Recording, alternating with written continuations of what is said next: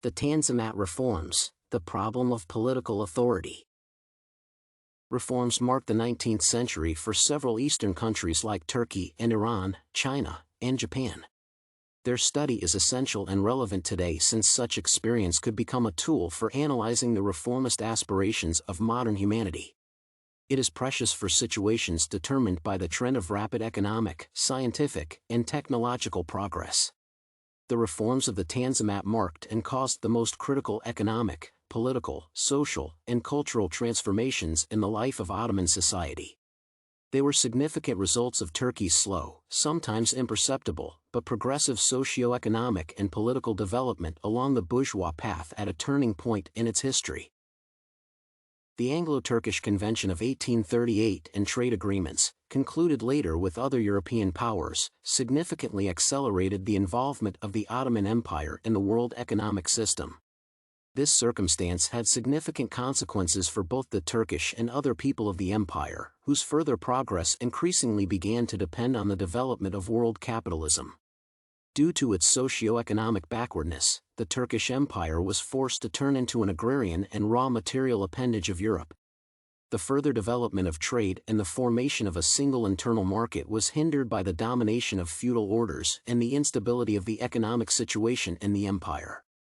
The appearance of the capitalist element in Ottoman society was also hampered, so the ruling elite preferred not to invest considerable funds in economic initiatives. Under the leadership of Mustafa Rashid Pasha, a plan for new reforms was developed and designed.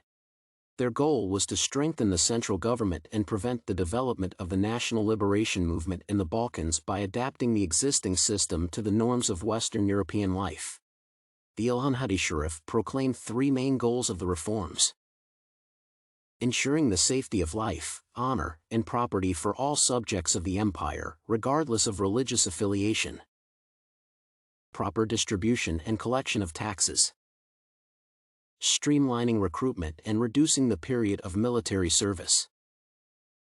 To improve the country's economy, Mustafa Rashid Pasha turned to the revision of the tax system. Emergency taxes and serfdom were abolished, and the poll tax collection of non-Muslim jizya was regulated. At the same time, the attempt to abolish the tax-paying system, which is ruinous for the national economy and very profitable for enriching taxpayers at taxpayers' expense, failed.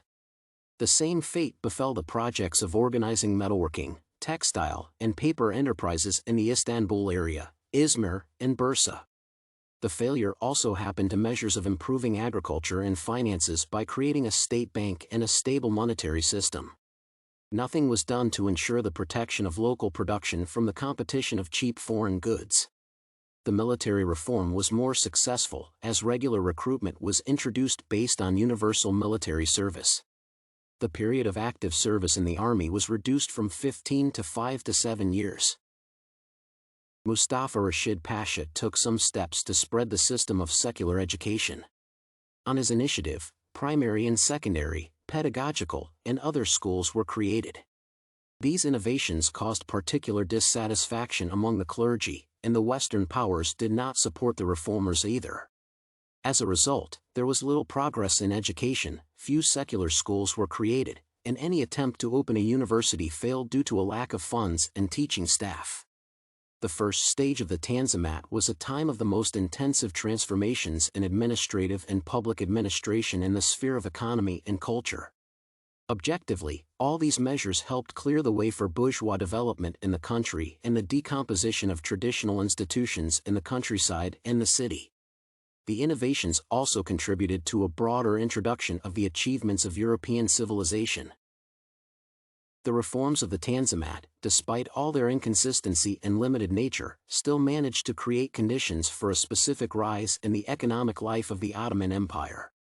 The reforms of the Tanzimat did not justify the hopes placed on them, however, the successes achieved were of great importance for the further historical development of the state.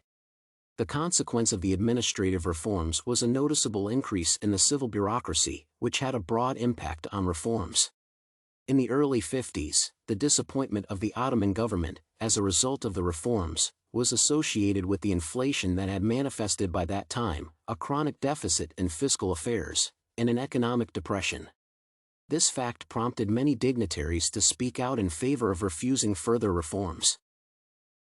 The lack of strict accounting and finance, the preservation of almost unchanged principles of the tax policy of the medieval state, negligence, and abuse, prevented the regulation in the financial field. Since the abuses of government officials persisted and even increased when collecting taxes, broad segments of the population were also dissatisfied with the reforms, identifying them with abuses. The reforms of the Tanzimat were ideologically incompatible with Sharia law, which hindered the development of capitalism and the local bourgeoisie, which could lead to the implementation of reforms. The struggle of bourgeois institutions with feudal traditions in the conditions of the Ottoman Empire took many decades.